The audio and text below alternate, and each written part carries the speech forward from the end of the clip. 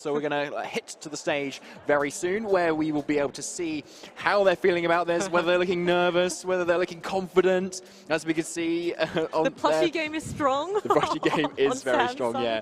There's Frederik there. He's looking pretty concerned about the matchup there, maybe. I'm waiting to see if these players have realised yeah, what they're facing.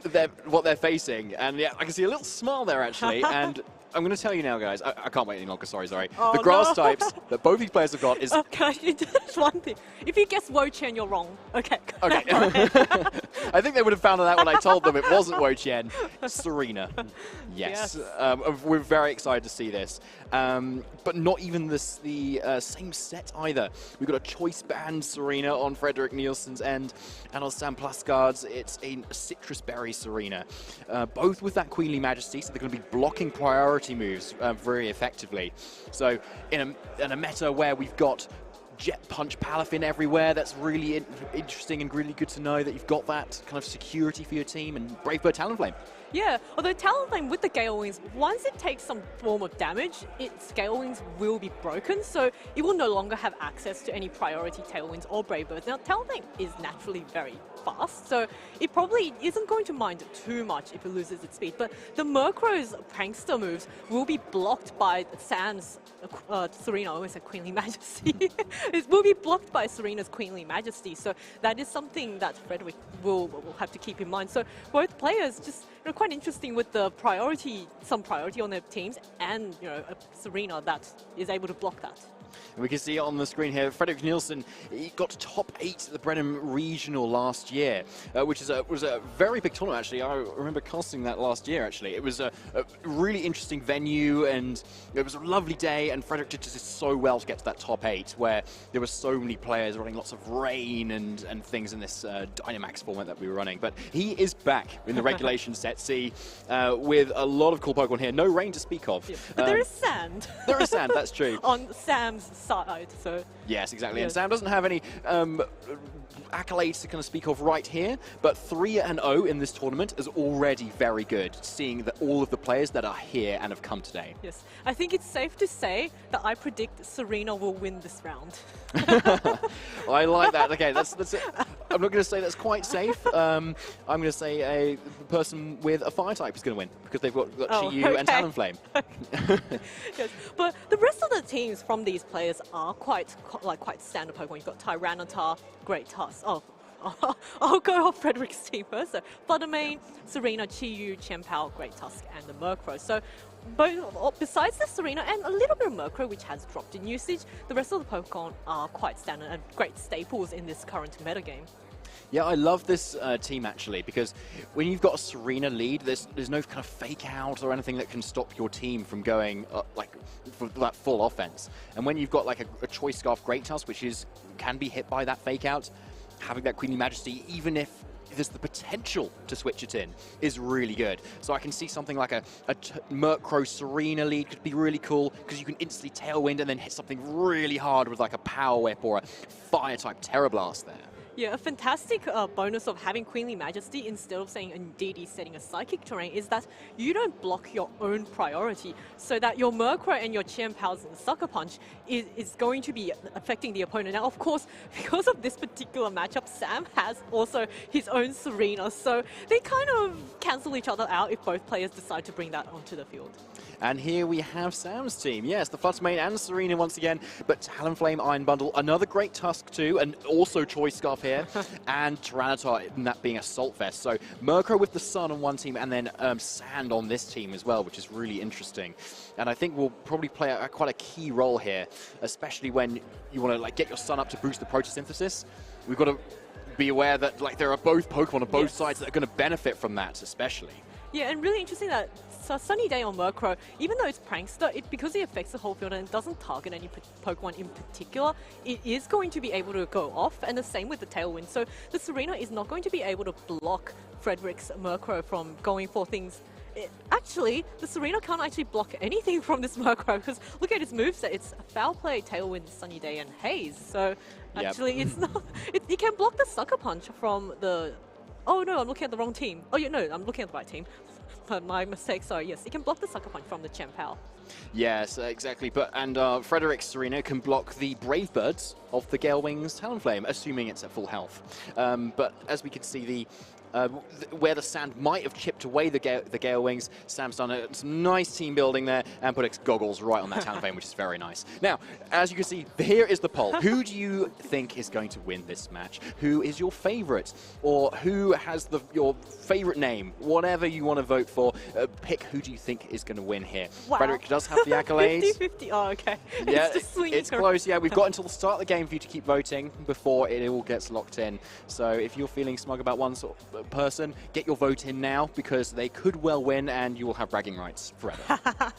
I think this is actually one of the closest ones we've seen. So far in the previous rounds, it was I think about 60-30. So this one is kind of hopping quite close because both teams are quite evenly matched. You've got very similar elements as Serena. You've got the pranks, a priority tailwind, and you've got flutter mains, and you have a look at Great Tusk. So really even team matchup.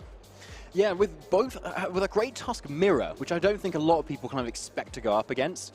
It'll be interesting to see how much speed investment both of these trainers have put into their Great Tusks, because with a Choice Scarf you might say, oh, I'm going to get that +1 speed that effectively the Choice Scarf gives, and that might be enough, and then you won't do any kind of speed training into your Great Tusk. But when it comes to the mirror, it does then suddenly matter. You know, if you want to have that faster Great Tusk and you get off that Earthquake first, that is a huge amount of damage that you're getting off before the opponent can. Yes, and it's also, because it's Great Tusk versus Great Tusk, it's actually, sometimes you might almost want to lose a speed tie if, say, you're going for a headlong rush, because you don't want to go first, hit the opponent, have them survive, and then you're at -1 defenses, and then the opposing Great Tusk can now hit you with an even more powerful, say, headlong rush or close combat. So that is something that we should be keeping an eye out for. That's a great point, actually, Zoe. And both these trainers have options to be able to change the speeds of these Pokemon too. You've got, as you said earlier, the Prankster Tailwind is on both sides, and the Tailwind on the Talonflame and Tailwind on the Murkrow.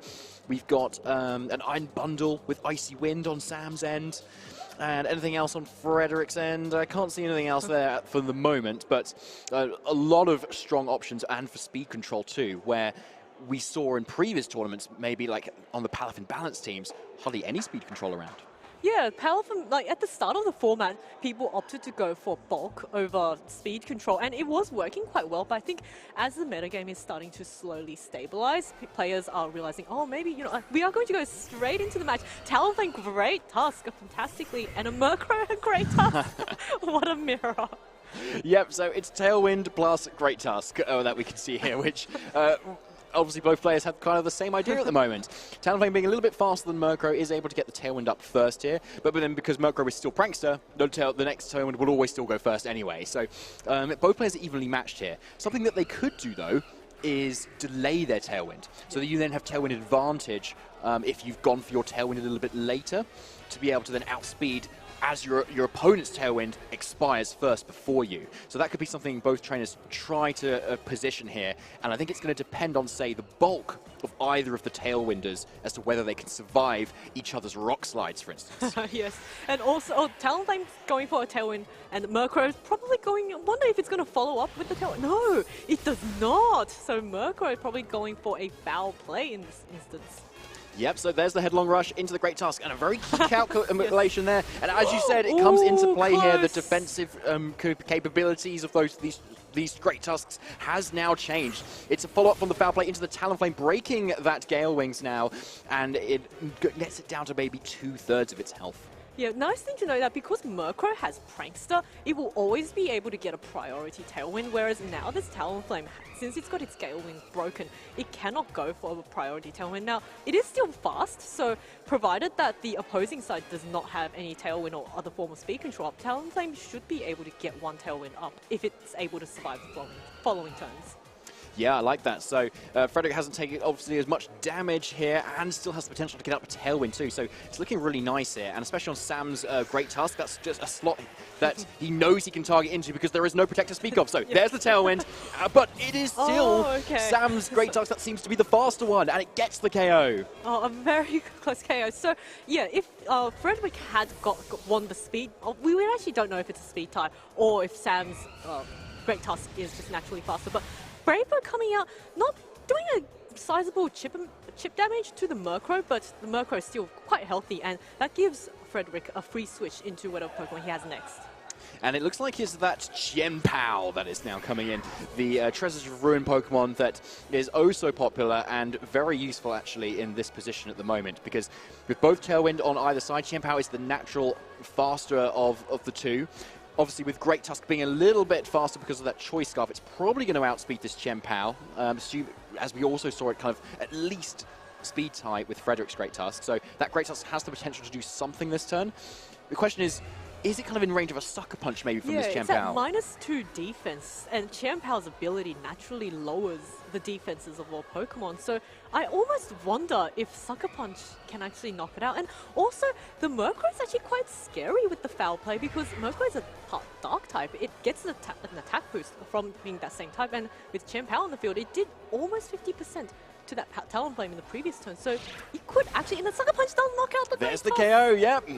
Great Tusk goes down 1 apiece at the moment. So these trainers are equal in their Pokemon right now, but it's Talonflame next with the Brave Bird into this Chien-Pao, doing a 50% there, and a useful calculation to know for Frederik going into future games. And there's the foul play, boosted by the Sword of Ruin. Critical hit, not sure if that mattered. But Talonflame, the speed control option for Sam, does go down too.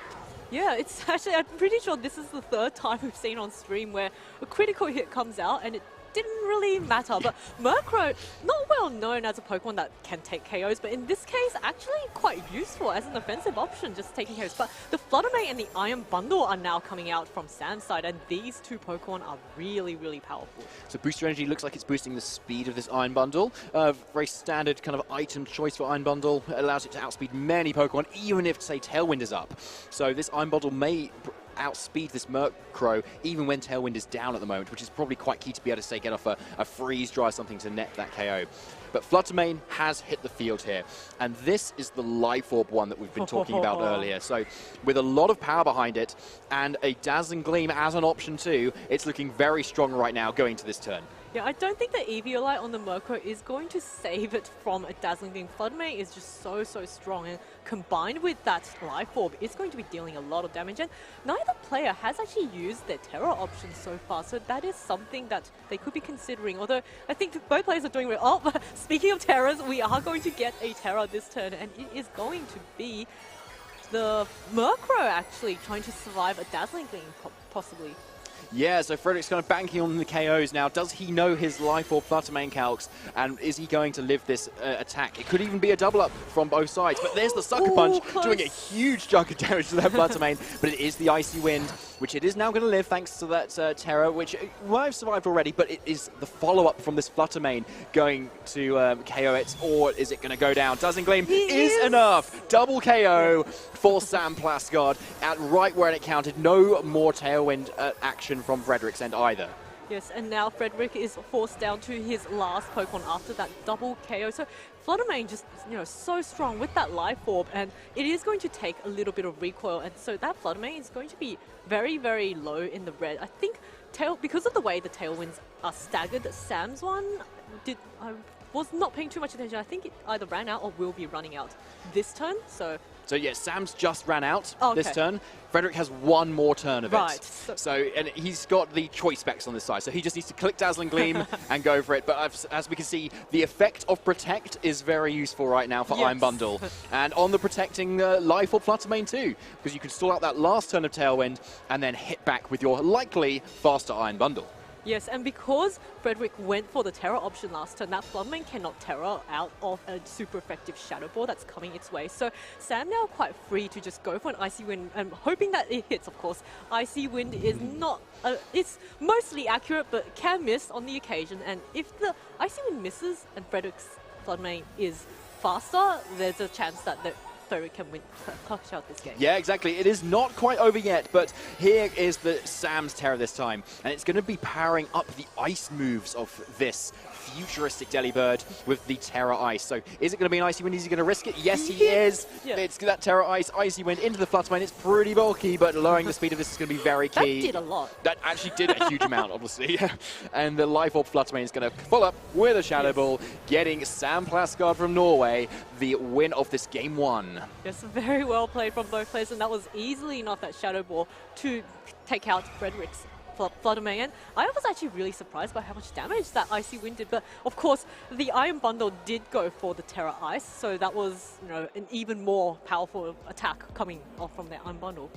Yeah, it was. So an interesting like matchup where you've got so much just offense. You just lead Tailwind, and then it's about what Pokemon you position in at that time and what you're able to hit in the moment. Because if you spend time trying to switch out and get into better position, you're wasting your own turns of Tailwind. So both of these trainers have kind of the pressure to be able to make the most of what is already there.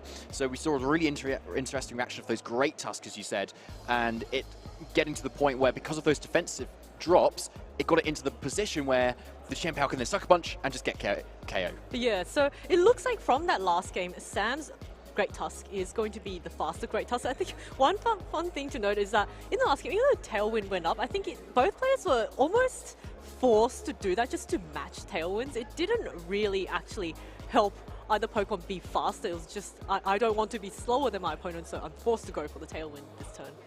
Yeah, exactly. And interestingly about the Talonflame lead into the Great Tusk for Sam is that you can go down to one Rock Slide instantly from the choice stuff. So you have that pressure to go for the Tailwind immediately, whereas Murkrow has the luxury to kind of stagger it, do some other stuff, maybe a sunny day on the side or something, because you have that really nice bulk thanks to the EVO light too. So if anything, it should be kind of in Frederik's side to kind of like take that win there.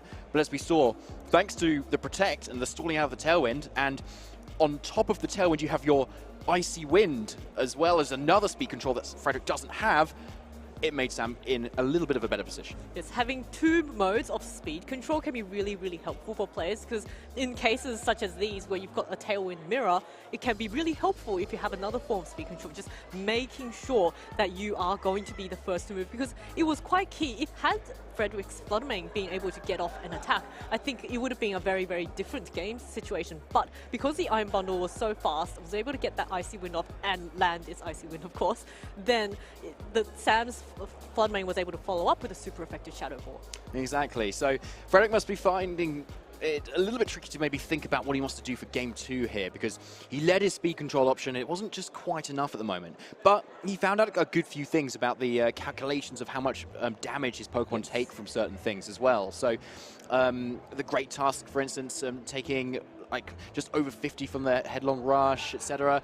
He can kind of play that to his advantage here. The question is, does he switch anything up this time? Is there going to be a Serena in the game? Yes. I think it's also worth noting, in that last game, Frederik, when he went for the Terra on that Murkrow into Terra Ghost, it didn't really help. It still got knocked out anyway from that Dazzling Gleam, and he could have saved that Terra for his Fluttermane, which then would not be taking super effective damage from the Shadow Ball. And I think there's a good chance that it could have survived and then hit back with another Shadow Ball or Dazzling Gleam. So that is something that Frederik can keep in mind for next turn, like maybe the correct time to go for the Terra.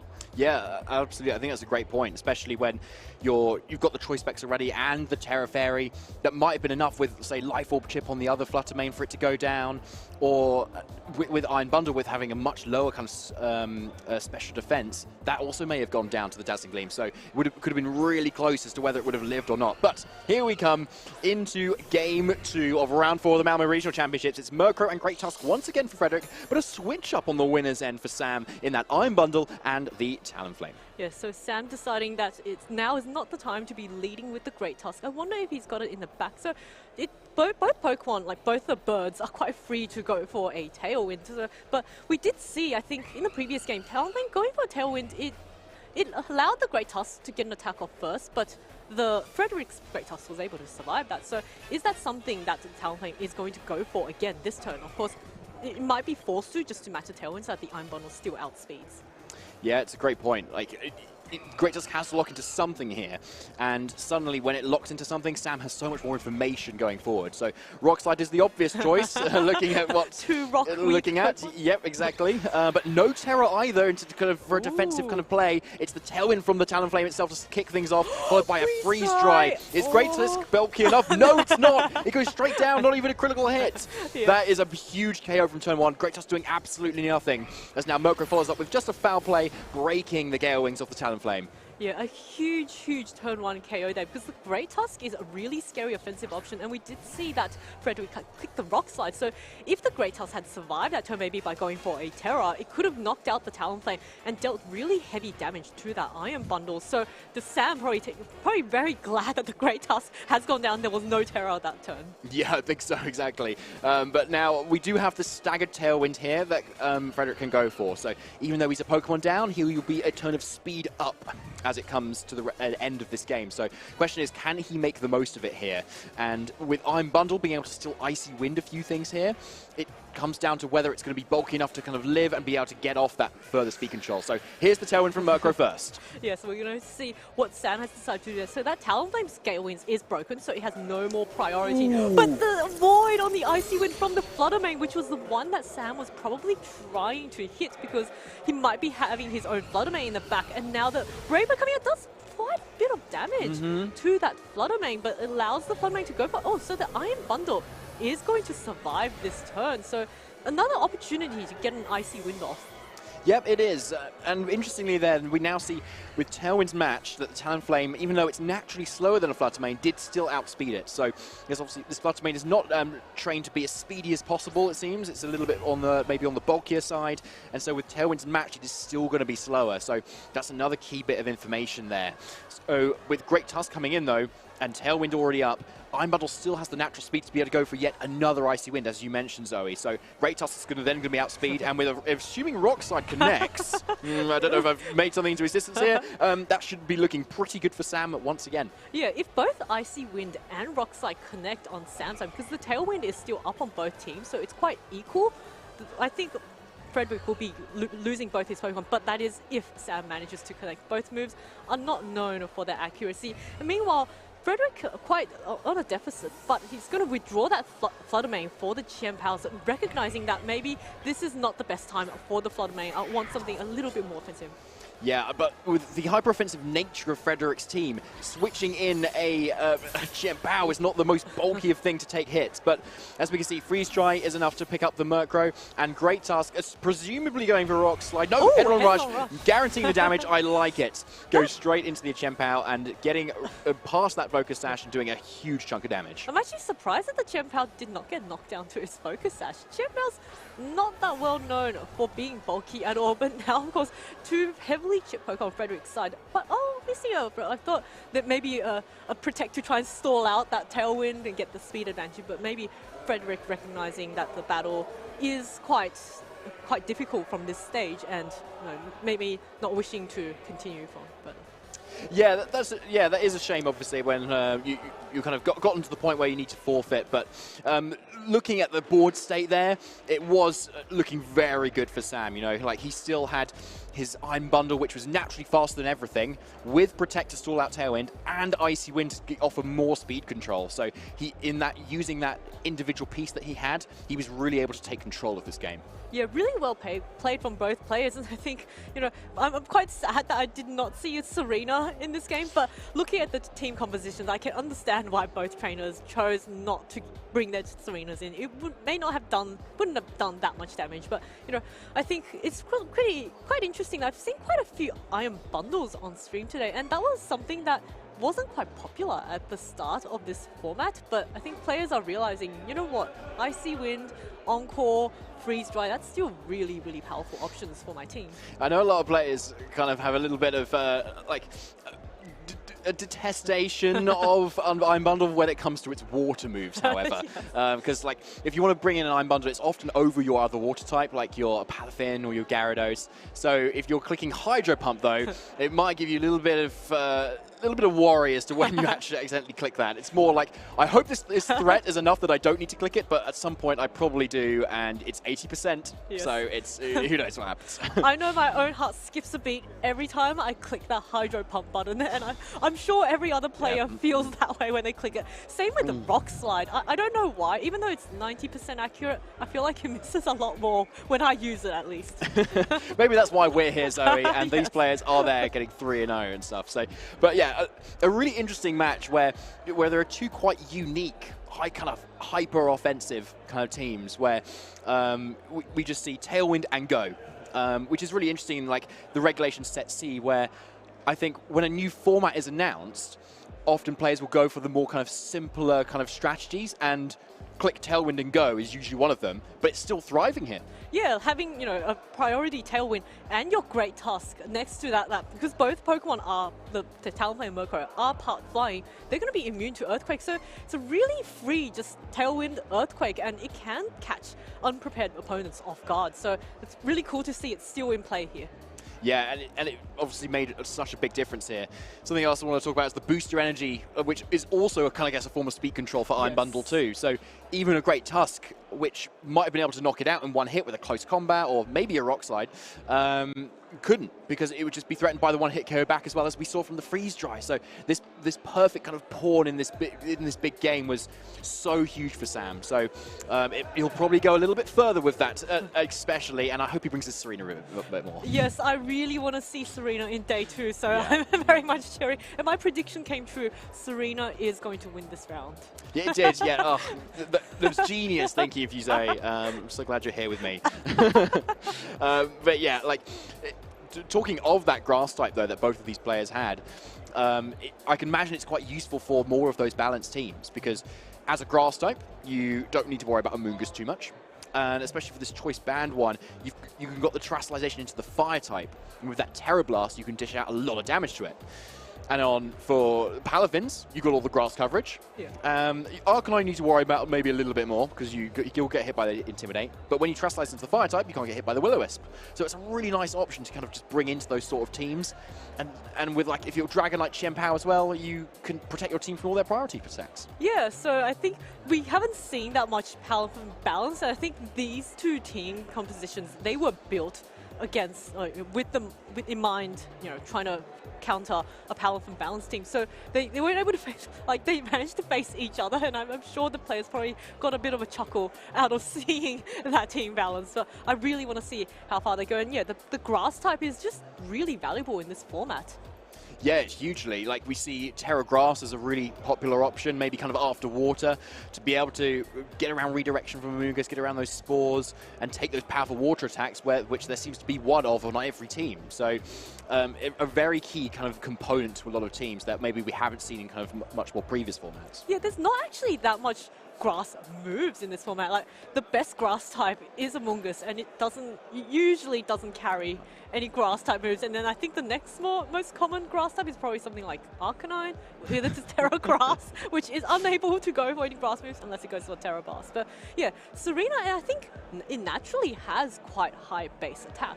So it is able to dish out a lot of damage, and with Choice Band, it could be doing a lot. So hopefully we'll be seeing a bit more of that Serena. I think, actually no, it was the Citrus Berry Serena that made it. So yes, that's true. Yeah, so it's still a lot of power behind the Power Whip. With the Taunt and the Helping Hand, it should be interesting too. So we should shortly be getting Sam ready for our interview, so we'll be cutting to him very shortly. But interestingly, from his entire team, we also didn't see the Tyranitar either, which if you're going for the kind of hyper-offensive route with its Assault Vest and things, it's more something that you would use maybe for positioning, set up your sand, which would have tipped down his own Ice Bird, Delibird, Iron Bundle. That's the one. I still look at it and I go, that is a Delibird. That is a Delibird. That's still what my brain does. It's the future one. It is. We've got to wait another, you're just 2,000 years ahead of everyone. Yeah, exactly, yeah. So, yeah, Tyranitar is a really cool option too, that not a lot of other teams have seemed to be using. Most commonly, say, with the Lycanroc, which is a really strong option to be able to boost its speeds up so high that even like Booster Energy Iron Bundle can't outpace it, and you can get off a Rock Slide really quickly and just completely new to that slot. So interestingly, he hasn't gone for it this time, but I can see the Tyranitar would be very useful here still to be able to deal with those kind of more bulkier teams, especially when you tear into that flying type. Yeah, sand, I think, is more of a weather that you don't quite need to build around. I think snow is the weather that you really actually need to build around. And then rain has a lot of Pokemon that can make use of it, like Palafin and maybe a Thunder from, I don't know, Rotom. Just trying to think of something that can use Thunder at the moment. And with the Sun, you want a lot of, Protosynth synthesis users and fire type users, but sand is typically tends to be added more as a check to other weathers rather than something that you want to just use unless you have a lichen rock. But we are just getting a confirmation that the interview is going to be ready, so we are going to throw over to floor and have hear from the winner of the last match himself. Hello trainers, welcome back to the Malmö Regional Championships. My name is Ben Kiriakou, joined by the winner of our last round, Sam Plassgård. And Sam, you're 4-0 in this tournament so far. How are you feeling? It is nerve-wracking, I'm not gonna lie. It is one of my best performances so far for regional/special event. Yeah. That's so great to hear, and especially I know you've been around the block a few times and been playing for many years, so it's really great to see you doing so well so early on in Malmö. How are you feeling going for the rest of the tournament? Are you feeling more confident now that you've had a great start? I don't really have a lot of expectation. I guess I'm just going all in, see what happens. If it doesn't go well, then it is what it is. And if I do well, then good for me. If you're having fun, that's the main thing, isn't it, when we're playing? Of course. Definitely. Yeah. And there's so many trainers around the venue that you get to catch up with and, enjoy the time with. But moving back to the game at hand, we had two Pokemon that were on the field, both setting up Tailwind, both birds, both partnered, especially in game one with that great Tusk. What were you thinking going into the turn where it's like bird plus mammoth? As soon as I saw Great Tusk in Murkrow, I felt good. I felt I had a bit of an advantage since my Talonflame can do some damage, with the Brave Bird. But it went well as it should, and I felt like I had a control. The speed control was by my side. I was playing carefully and thoughtful, and yeah.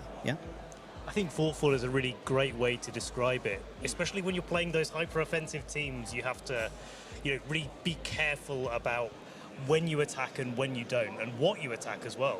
Of course, it is risky, and with a hyper-offensive team, so you got to play careful and make sure that you don't play the wrong button. Definitely, it can definitely fall apart quite quickly, but a brilliant 2-0 victory, and proving that you're definitely knowing what you're doing. Moving further out, so to speak, there was two Pokemon on each side of the field, both you and your opponent, that were running Sarina, and that's a grass-type Pokemon we haven't really seen in Regulation Set C. What was the thing that you chose to use Sarina for coming into Malmö? Well, I had Gothitelle before, and I felt like I lost majority of the time with the priority movesets like Scizor or Chien-Pao or Dragonite, and I just got some inspiration from Twitter, and then I just found Serena. I was skeptical at first, and then I just realized it might work. With the helping hand, at least, even though Serena may not be the best play, at least helping hand can actually, help a lot. At least in my opinion, at least. Yeah, it's certainly. We saw quite a lot of it in previous seasons, didn't we, with those hyper-offensive teams doing quite a lot of support work and helping you just hit as hard as you can. So really good to see.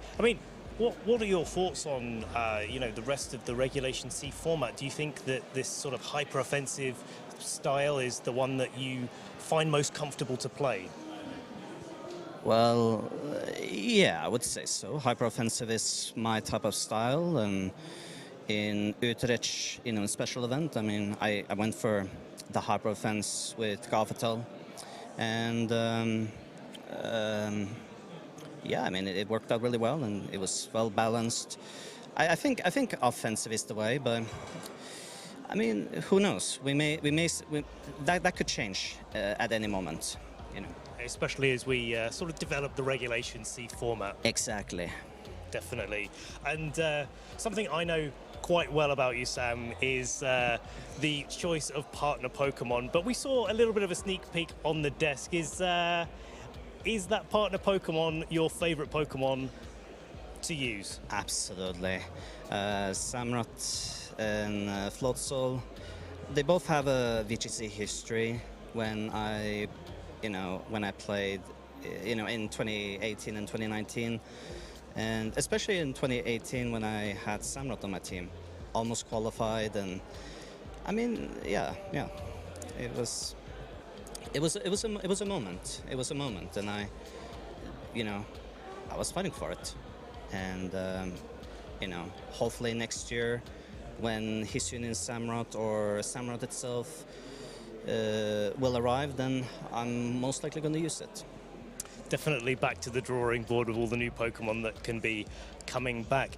Before we close to a break, have you got any shout-outs that you'd like to make for friends and family that have helped you along the way? Well, shout out to my Norwegian players. Shout out to my my job. Okay, maybe not that far, but I mean, overall, the community itself and you as well, and I'm grateful to be here, and I want to keep fight on, Well, we're looking forward to seeing how well you do, and certainly very best of luck for the rest of the rounds here in Malmö. That's all we've got time for, folks. We're going to be cutting to a short break where we'll be back in just a little while with round 5 of the Malmö Regional Championship, so stay tuned. You won't want to miss it.